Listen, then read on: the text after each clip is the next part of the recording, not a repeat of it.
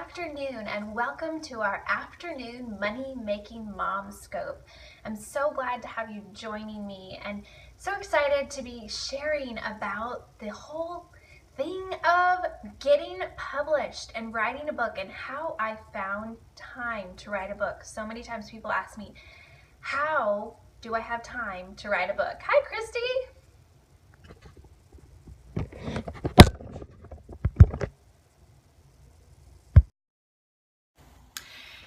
So yay, we're going to be talking about how I found time to write a book, and then if you have questions on getting published, or you have questions on how to get a book deal, if you have questions on anything related to books and writing and getting published, save those for the end and I will be more than happy to answer as many as I can before my phone dies. I forgot to plug in my phone before our homeschooling time this morning, and so it's about at 32% right now, so we'll see how long it lasts. I'm not sure. But anyway, okay, so first off, if you are new and you're wondering who I am, my name is Crystal Payne, and I am the founder of MoneySavingMom.com, as well as the New York Times bestselling author of my second book, which is Say Goodbye to Survival Mode, and that came out January of 2014. I have to think about that. I had a book before that that is kind of in my vault of shame. It's not a book I really talk about very much. Yes, Crystal, I enjoyed those cookies. My kids, for those of you who might have not seen my Instagram is instagram.com/themoneysavingmom, and we had a hard morning this morning. And it was just one of those mornings where I thought the day was going great. It started off great, and then it just kind of crashed, and so we had a bad morning. And so if you want to be encouraged to know that you're not alone, you can go read my Instagram post about going from stressed to blessed and how that happened. I'm sorry yours was too, Mackenzie. Sometimes that's just life, you know? And you do the best you can do, but it just cracked me up because I was like, I did a scope this morning on showing up 100% for life, and then I felt like I was just losing it. And yeah, that is, but I'm doing better now. So I had some chocolate chip cookies that my kids made for me, and they are cleaning up my house right now. And they've promised me that my house is going to be all clean by the time I'm done with my scope. So we will see, but I sort of bribed them with getting to watch a movie if it's all clean. So anyway, alrighty, so we're off track there, but so my first book was Say Goodbye to Survival Mode, and that one hit the New York Times list, which for those of you who don't know much about book publishing, the New York Times list is kind of the, I don't know, I mean, it's hard to say what it is, but it's just kind of like a big deal if your book hits it, and it's a very, very prominent recognition, kind of one of the biggest sort of stamps of approval that you can get for a book, and it just means that it sold a lot of copies in 1 week over a lot of different types of bookstores and online markets. And so the New York Times will just list the books that sold the most over the most diverse amount of markets, and then they list them by number. And so like my book was number 8 out of I think 24 on the list that I was on. So anyway, it was a very exciting thing. But so that was my second book, Say Goodbye to Survival Mode. My first book that I don't talk about very much, that I should have brought, I have a copy stuffed away somewhere. I should have brought it up here, but I didn't. But that was called The Money Saving Mom's Budget, and I did everything wrong with that book. Learned a lot, but I don't really talk about it because I'm not really proud of it, and it has a lot of bad reviews. So if you go to Amazon and search for The Money Saving Mom's Budget, you can read all about how bad the book was. But anyway, so then I have another book coming out November 3rd, and that is Money Making Mom, and this one is published by the same publisher who did this book. I had a 2-book deal with them, and both with Nelson Books, which is part of Thomas Nelson. So, Mandy, you ordered that book. It did really well at libraries, actually, which I think it's great for somebody who doesn't know my blog, who isn't familiar with me. It's a great starting book. But if you've been reading my blog for a long time, you would pretty much know everything that's in there. And so that was the big the big criticism with that first book. But for me, it was, I didn't know what I was doing. I didn't have a proposal. I didn't have a clue.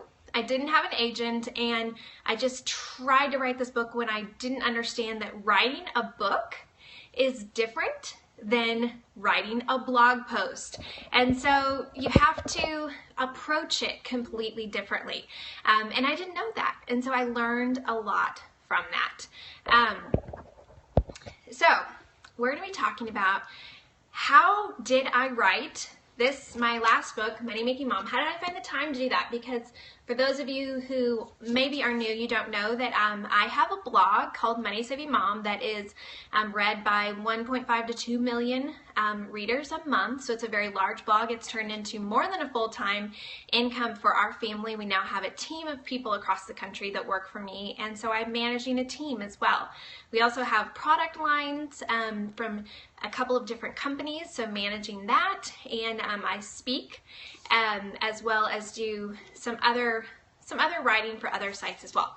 So that's all in addition to being a wife and a mom of 3 and a homeschooling mom. So how did I find the time to write a book? Because so many people say they want to write a book, but they just don't have time. So we're going to talk about how I have found the time to write a book in the middle of everything else. And so Money Making Mom, if you have not pre-ordered a copy, I would encourage you to check out MoneyMakingMomBook.com. Go to MoneyMakingMomBook.com. It tells all about this book, what it is about, and also you can sign up for a free 5-day course on how I make a full-time income from home, and that's at MoneyMakingMomBook.com. So if you're interested in making a full-time income from home, be sure to check out Money Making Mom, the book, and go to MoneyMakingMomBook.com for more details on that book. So how did I find time to write that book? Well, first off, when I was contemplating the idea of writing another book, I had a 2-book deal with my publisher, but they were very gracious in allowing me to kind of do it on my own time. Because my first book, Say Goodbye to Survival Mode, had done so well, they were very gracious to say, you know, are you ready to do your next book? Are you ready to do your next book? And I just really wasn't ready. Thank you, Liz, for pre-ordering. So I wasn't ready to write another book, because honestly, after Say Goodbye to Survival Mode came out, I was stuck on that message. That's the message that I wanted to share, and I didn't want to talk about anything else. And the thought of trying to write a whole nother book on a whole nother message was just too overwhelming to me. It was too big of a project that I knew that I just had to wait. I wasn't ready to write another book. So they gave me time until I said, I'm ready. So then I think it was, so last year, at the beginning of last year, I knew that I had this 2-book contract. So I knew that I was going to have another book. And I started just really praying about what was the book going to be about? What was it going to be? What was it going to be about? And we started talking to a lot of different people. I started blogging on some different topics, and internally on our team, we started discussing a lot of different ideas. And nothing just felt right. And I actually sent a 1-page proposal to my publisher with my idea. And it was about purpose and passion and some different things. And they sent it back and they said, no, we don't think this is quite what we're looking for. And so that was good. I really appreciated that feedback, but I had to then step back and say, okay, what is it that I really want to write about? What am I passionate about? What do I really feel God calling me to write about? And so we spent some more time and we talked more internally, and I wrote more blog posts and I put more ideas kind of out there. And finally then really landed on this idea of writing a book about making money. So Money Making Mom, writing a book about making money. And then once I had that idea, then it wasn't just I didn't instantly say, oh, I'm gonna write a book, I'm gonna call it Money Making Mom, and here's how it's gonna be. No, then I had to really let that idea simmer in my brain for a number of weeks. Talked to more people, we talked internally, I floated the idea out there, and we really felt like this was a good idea. So then I took that big idea and had to put it into a few paragraphs of, this is why I'm writing this book, this is what it's about, and this is why I feel like there's a need, and sent that to my publisher, and they loved the idea. So then once I had that idea, then it was a matter of, I had to turn it into a book. So we looked at our schedule, and then we had to make a plan. So I'm going to give you three strategies that I have employed, that I employed with this last book to be able to write it. And then we can also talk, if you have other questions at the end, we'll talk about that, and I can tell you about how I did the other 2 books, because each time it's been a little bit different. So with Money Making Mom, number 1, I had to make it a priority. We knew that it was going to happen, but we had to figure out how it was going to happen. So number 1, I had to make it a priority. You have to say, I'm going to do this. It's not just I want to do this. It has to be, I'm going to do this. And so then once you have committed to that, then you have to say, yes, but how? And so we looked at our schedule and we said, how are we going to actually make this a reality? My husband and I, we sat down, we looked at it, and looked at a 3-month period in my schedule when I knew that I wasn't traveling much and I didn't have much else on my plate. So I knew that I could put the time in to write this book. So number 1, you have to make it a priority. Look at your schedule and see, do you have a fairly large block of time? And by that I mean like at least a few months. I would say if it's your first book, at least 6 months, where you can say, during this 6-month period, I am going to prioritize writing this book. Okay? So make it a priority. I had to make it a priority. So I picked a 3-month block of time. I really didn't have more than 3 months where I wasn't going to be traveling, where I didn't have a lot of other commitments. And so that's what I had. So once I had that 3-month block of time, then number 2, I hired a ghost editor. Now, this is something that a lot of people don't know exists. A ghost editor is not a ghost writer. A ghost writer is someone who they actually write the entire book for you. So if you see a book that on the front says someone's name with another name, so there's in small letters underneath the large name, there's with so-and-so. The with so-and-so means that they had a ghost writer. And the ghostwriter actually wrote the entire book. They probably spent time reading that author's words, or if they're someone who they are a celebrity, they watch their shows, they watched if they do something on TV, or they're a speaker, they went and they paid attention to how this person talks. And then they took all of that information, probably had some phone calls, probably had some emails, probably did their own research and talking to family members or other people involved in the story. And then they took all of that and they wrote the book. So ghostwriter is someone who actually writes the entire book in the voice of someone else, and then gets that other person gets credit as being the author because they worked in collaboration with the ghostwriter. But the ghostwriter is the one who actually did most all of the writing. They probably asked questions, but other than that, the person whose name is on the front of the book in bold letters didn't do much of the writing, if any writing at all. So a ghost editor is someone who they are working alongside the writer. So I knew that, 1, I couldn't afford a ghostwriter. They're very, very expensive. But 2, I wanted to write this book. But I needed someone to help me with the writing process. And so I hired a ghost editor who was someone who worked with me for every single chapter, every single section. They wrote it with me. And so what I mean by that is basically, I took all of these ideas. Once we had the concept, I took all of the ideas and I just threw them up on this email. And then she asked me all of these questions and I answered them in another big long email. Then she took that and she put it into an outline. And then, so an outline was all of the chapters of the book. So the introduction, all of the chapters, and the closing. And it was very, very, very basic at that point. So very basic, but we had the outline, and she sent that back to me. And then once I saw the outline, then I tweaked it and I moved some things around and we talked more about different things. And then we settled on the outline. And then once we had the outline, then the next thing was for us to actually start beefing up that outline. So we worked together then. So I knew, okay, the introduction's going to be about this. So I would put some basic things she would say. So I want to, let's see if we can cover this, this, and this. And she'd send it back to me. And then I would write most of the introduction based upon what we had kind of collaborated that we wanted to do in that introduction. Then I'd send it back to her.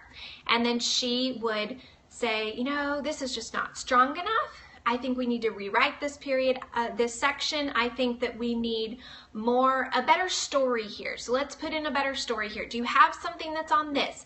And so then we would go back and forth. So every single chapter in the book, we went back and forth like this.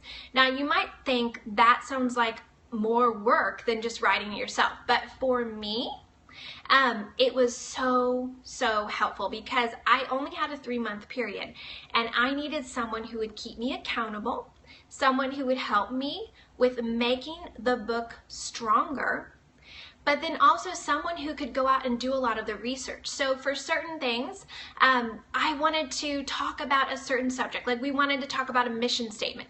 And so I would go out and I would pull together, okay, so I want to talk about these kinds of mission statements. And then she would go and she would do research for me and then come back and say, well, I found this information.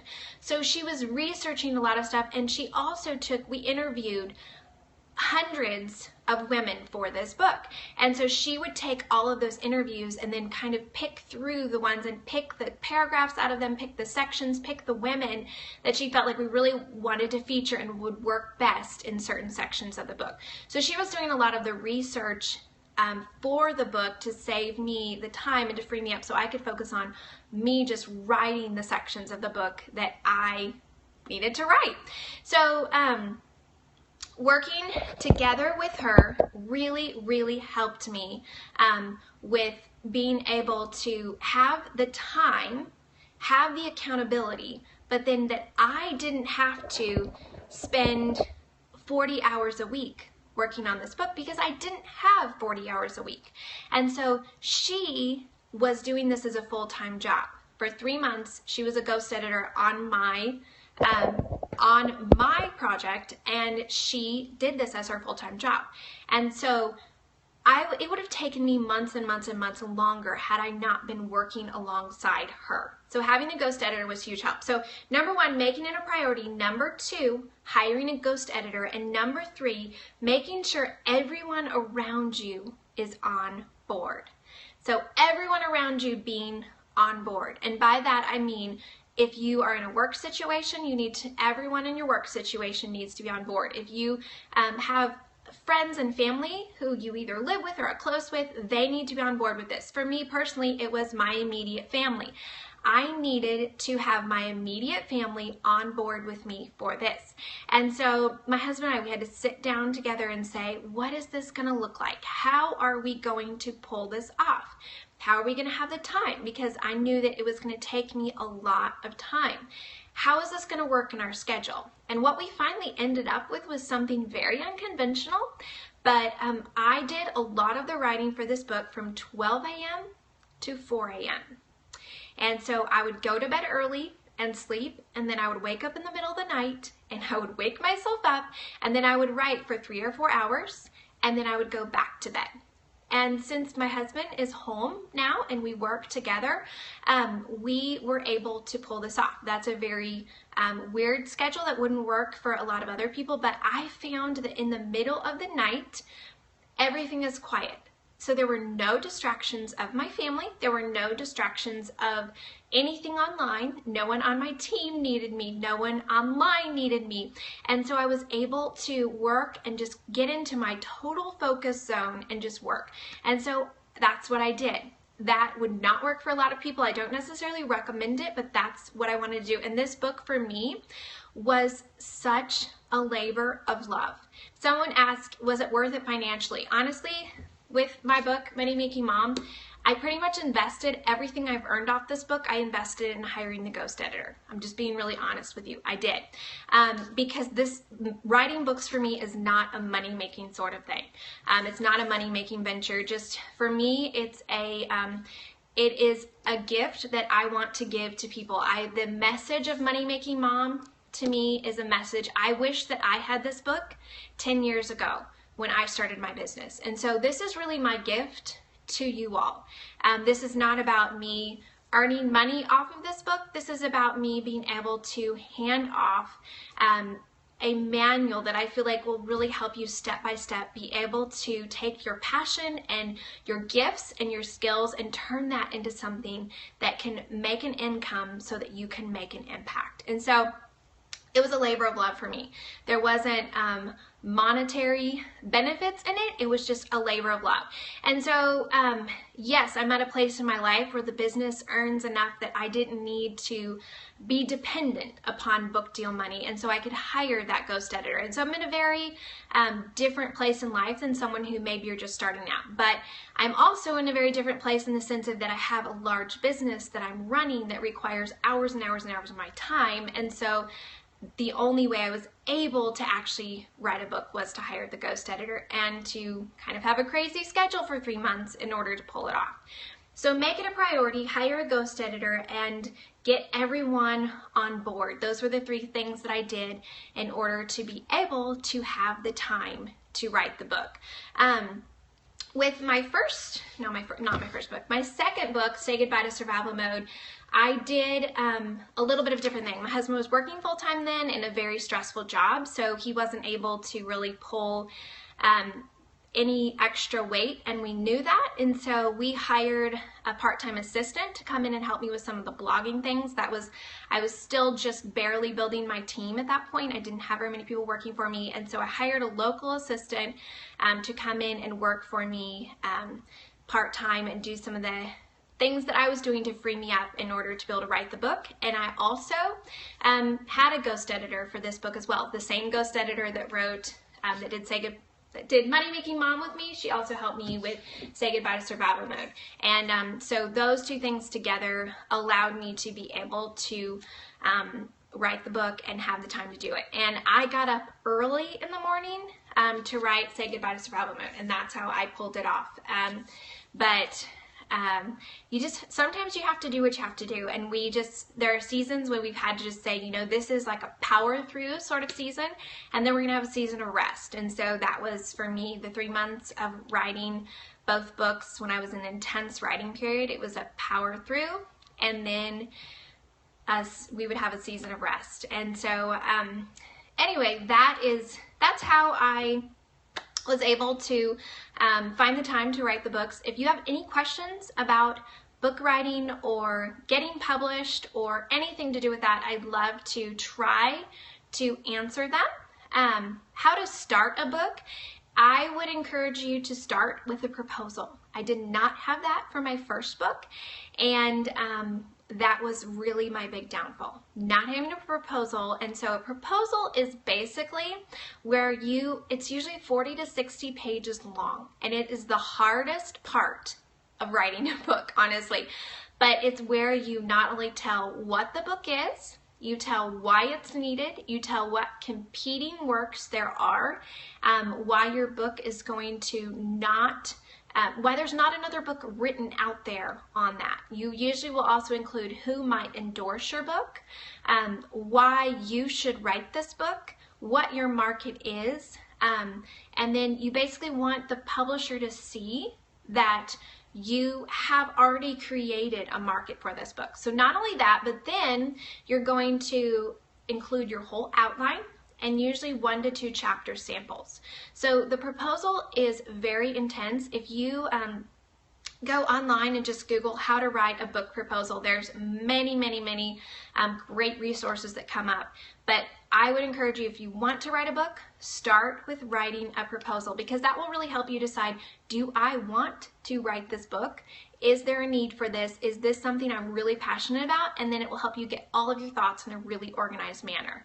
I just missed the question. What's the best way to find the right publisher? So I really encourage you to start with building up a market, and that can either be through Periscope, that can be through social media, that can be through blogging.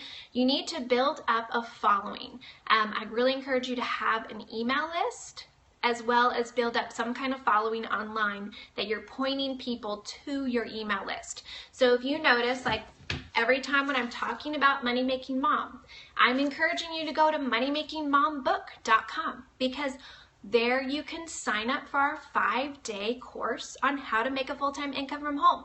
We're building a list of people off of that who are interested in making money from home. And so build an email list, find a way to do that, and build a social media following or a blog following, because that tells your publisher that there is a need and that you are filling a need. So they need to be able to see that you already have a market.